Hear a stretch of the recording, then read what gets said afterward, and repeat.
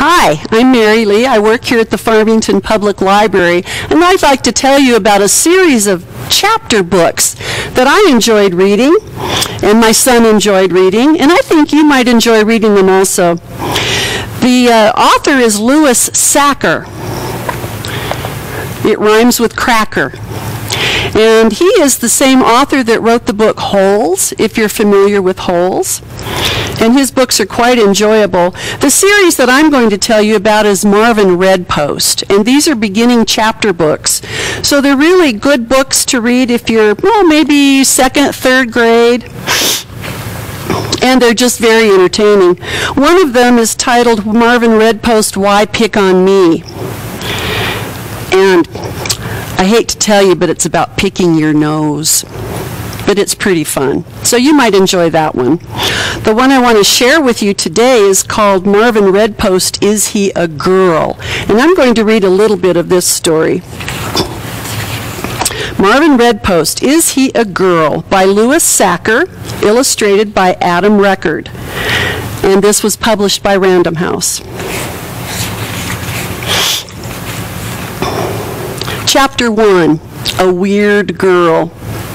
Casey Happleton said, "If you kiss yourself on the elbow, you'll turn into a girl."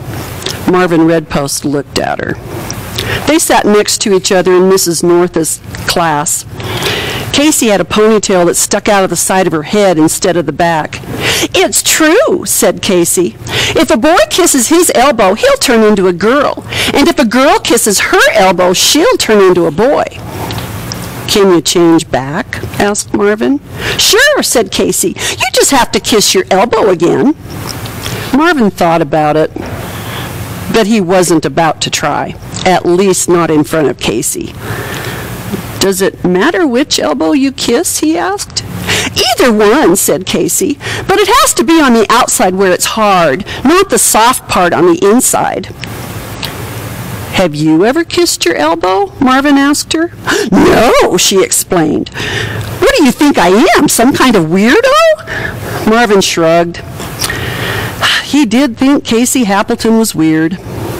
"Who's jabbering?" asked Mrs. North. "Marvin and Casey?" Marvin turned red. Everyone was looking at him and Casey. He hoped no one thought he liked her. He folded his arms on his desk and laid his head on top of them. He looked at his elbow. First of all, he didn't believe he'd really turn into a girl. Second of all, he didn't know if his mouth could even reach his elbow. He slowly moved his mouth toward his elbow. He wasn't going to kiss it. He just wanted to see if his mouth would reach. It didn't. He tried a different way. He sat up straight. Then he reached behind himself as if to scratch his back. He stretched out his lips. "Oh my gosh," said Casey. She bit her finger. "What?" Marvin demanded. "I saw you," said Casey. "You were trying to kiss your elbow." "I was not," said Marvin. "I was scratching my back." "You want to be a girl," said Casey. "I had an itch," said Marvin. "You're so weird," said Casey. "You're the one who's weird," said Marvin. "You think everyone who scratches his back is really trying to kiss his elbow." "Not everyone," said Casey. "Just you." "Marvin? Casey?" said Mrs. North. "Do I have to separate you two?" "Ooh, Marvin and Casey," said Judy. And then I'm going to move on to the second chapter, which is called Bugged. Marvin Redpost lived in a 2-story gray house. There was a fence around the house. The fence was all white, except for one red post next to the gate. Marvin tapped the red post as he walked through the gate. He stopped outside the front door. He tried kissing his elbow again. "What are you doing, Ma?" asked Jacob, coming in from behind him. Jacob was Marvin's older brother. Marvin froze. He said. He looked at his bent arm. "I'm practicing karate." "Cool," said Jacob. They walked inside together. Marvin admired his older brother. Jacob was cool. There was no way Jacob would ever try to kiss his elbow. Just before going to bed, Marvin tried to kiss his elbow one more time. He'd been trying all evening, between homework problems, before and after he brushed his teeth, while feeding General Jackson. General Jackson was his pet lizard. The general lived in a glass cage next to Marvin's desk. "This is stupid," Marvin told General Jackson. "Even if I could kiss my elbow, nothing would happen." General Jackson stuck out his tongue. Marvin was wearing Ninja Turtle pajamas. He liked being a boy. He was glad he was a boy. Girls were stupid and weird. One thing was for sure, he did not want to turn into a girl. At least not forever. Maybe it would be okay for a few minutes, just to see what it was like.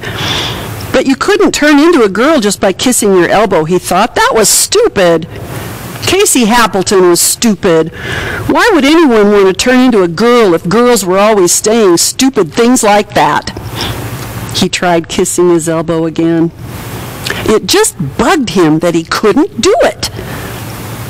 It was 12 o'clock, midnight. Marvin lay asleep, all twisted and tangled in his sheets. He was hugging his pillow. A full moon shone through the window. He rolled over, and then he flopped back the other way. As he rolled and flopped around in his bed, he got more and more tangled in his sheets.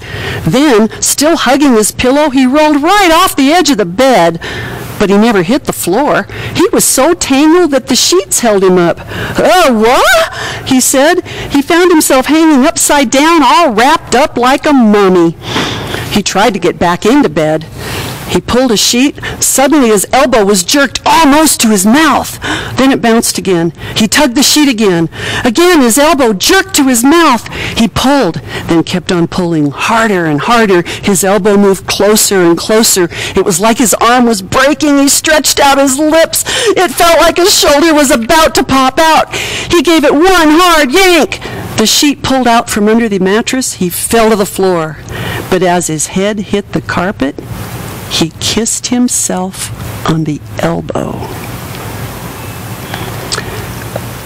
Isn't that exciting? And I'll bet that most of you were trying to kiss your elbows as I was reading, weren't you? Well, again, this is a beginning chapter book. It's probably good for about second or third graders. And there's 8 books altogether in this series, and they are available as downloadable ebooks as well. So I hope you'll take a look at Marvin Redpost and enjoy his stories.